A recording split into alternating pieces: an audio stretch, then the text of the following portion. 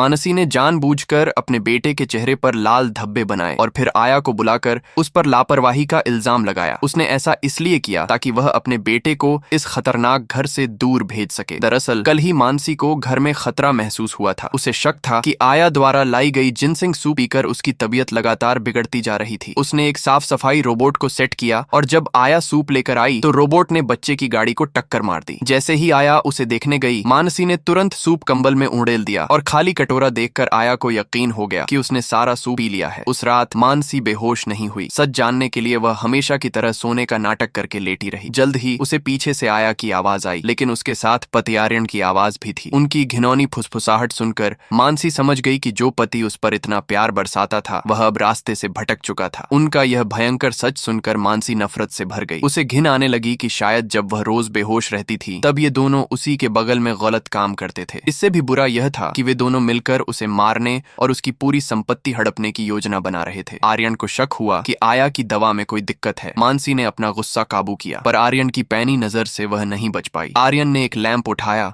और मानसी के सिर की ओर तेजी से घुमाया। मानसी अपनी सांस रोककर पड़ी रही। वह जानती थी कि उसे चोट लग सकती है, पर वह भाग नहीं सकती थी। मैं एक बार मर चुकी हूँ, नर्क से वापस आई हूँ, मेरे लिए अब क्या असहनीय है। आर्यन ने उसे लैंप से पीटा, पर मानसी जरा भी नहीं हिली। अगले दिन आर्यन ने प्यार दिखाते हुए मानसी को एक नेकलेस दिया और सूप पीते रहने को कहा ताकि वे जल्द ही परिवार के साथ हॉलिडे पर जा सकें। आर्यन ने सोचा कि जब तक वह झर लेती रहेगी वह कमजोर होती जाएगी और वैसे भी कुछ ही दिनों की मेहमान है। उसने खुशी से हाँ कर दी। मानसी ने मन में सोचा, वाह कितनी जबरदस्त एक्टिंग है। अगर मैं एक बार मरकर वापस ना आई होती तो कभी नहीं जान पाती कि तुम दोनों कितने झूठे हो। मानसी ने तुरंत अपने असिस्टेंट को फोन किया। 2 दिन बाद घर पर पार्टी है, क्षितिज हुओ हाइचेन को जरूर बुलाना। पार्टी के दिन मानसी ने तैयारी की और निशा के पास गई जिसने कल उसे चाय दी थी। फिर उसने निशा पर फ्रूट परफ्यूम छिड़क दिया। मानसी ने सबको पार्टी में वेलकम किया। इसी बीच क्षितिज अंदर आया, वही आदमी जिसे मानसी ने खास तौर पर बुलाया था। मानसी ने मन में सोचा, तुम्हारा जिस्म और खूबसूरती मुझसे बेहतर हो सकती है, पर किस्मत नहीं। निशा, आज तुम मेरे हाथों का शिकार बनोगी। क्षितिज ने निशा की ओर देखा। वह अपनी कमजोरी के लिए जाना जाता था और उसके लिए आसान शिकार चाहिए था। तभी क्षितिज ने चुपके से निशा के ड्रिंक में कुछ डाल दिया